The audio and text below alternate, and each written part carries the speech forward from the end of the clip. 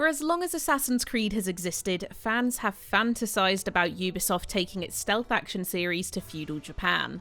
Beneath the sheer weight of expectation of players spending nearly 2 decades wondering how the setting could, or more perilously should, work, Assassin's Creed would well be within its right to collapse under the strain. Instead, Ubisoft shoulders that burden with more confidence, texture, and purpose we've seen since Assassin's Creed first pivoted into RPG territory. Set in the late 1500s, Assassin's Creed Shadows follows 2 protagonists, Samurai Yasuke and Shinobi Naoe, who team up to dismantle the Shinbakufu, a group of anonymous power brokers attempting to seize control of Japan. The bulk of the story revolves around unmasking and assassinating these targets, and is largely non-linear. You can choose to investigate one target before another, though a lack of level scaling means it's easier to start with lower level regions and work from there, and similarly decide whether you want to play as Yasuke or Naoe, who you can pause and switch between at will. From a mechanical perspective, the dual protagonist system is executed phenomenally. Both characters have vastly different strengths and weaknesses, which become increasingly important to keep in mind as the game gets more challenging. Yasuke is a powerhouse in combat, capable of taking on entire garrisons, but watching the samurai pull himself over a short fence is hard to watch. Naoe is the opposite. She's far more fragile, but much better at stealth and parkour.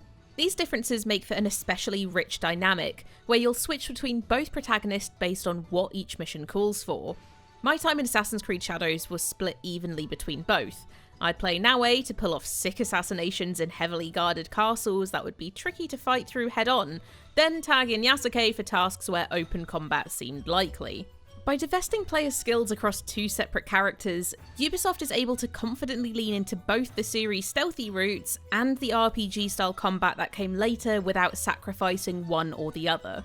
Combat itself is the best it has ever been in Assassin's Creed. Fighting as Yasuke, whether trading blows with a long katana or lopping arms off with a naginata, carries serious heft, while keeping crowds at bay with Naoe's Kasurigama almost makes it worth getting spotted by soldiers. But parkouring as Naoe is far more fluid, thanks in part to a grappling hook that lets her scale buildings and otherwise unclimbable walls.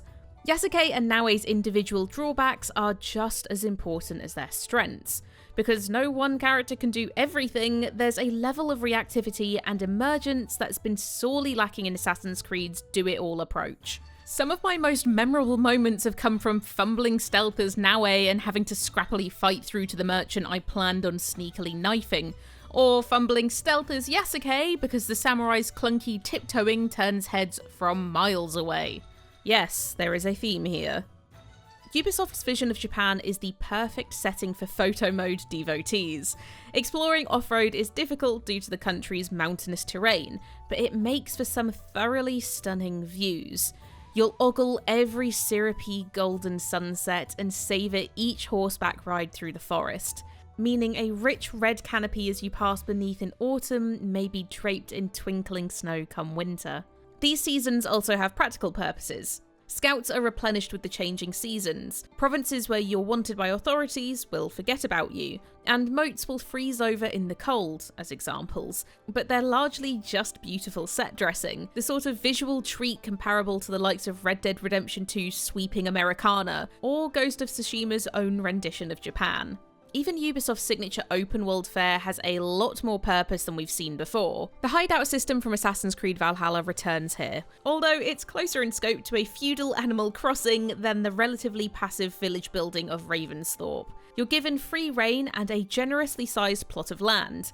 Buildings can be placed wherever you like, and include a mixture of practical facilities, like a forge for upgrading gear, or a dojo for training allies who can be called to help in a fight, along with the purely decorative options.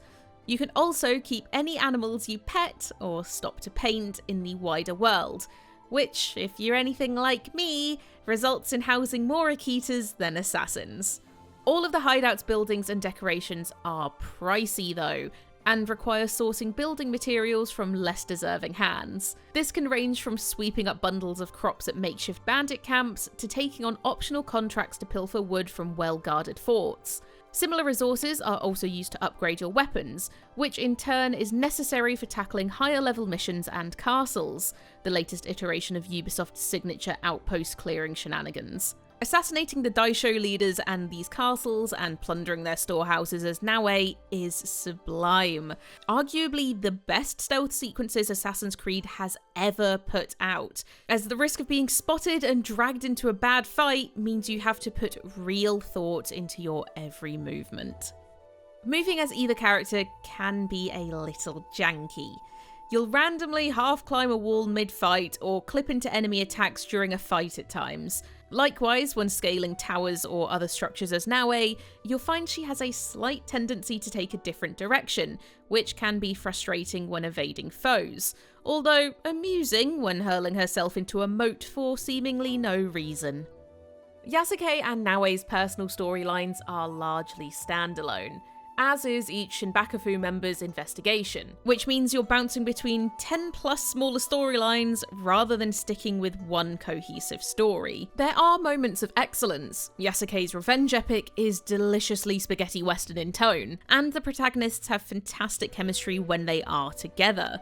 A handful of pivotal scenes even trade the game's instrumental score for Japanese folk and rock tracks, creating a sense of stylish personality we've never really seen from the series before.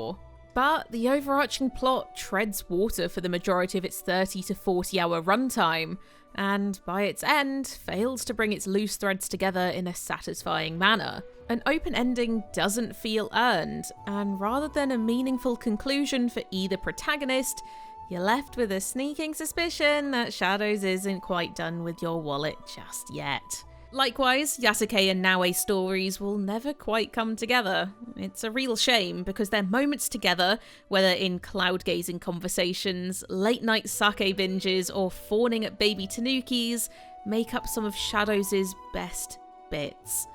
The same can be said for pursuing romances, as each character gets their own suitors, and completing allies' personal quests. Sneaking through castles and stabbing samurai is the grisly meat of Shadows, but it's these human elements that give it meaning. Assassin's Creed Shadows thrives on boldness. Its dual protagonists improve on the series' stealth-driven roots and modern RPG leanings, though they're let down by a vague story that fails to make use of either character.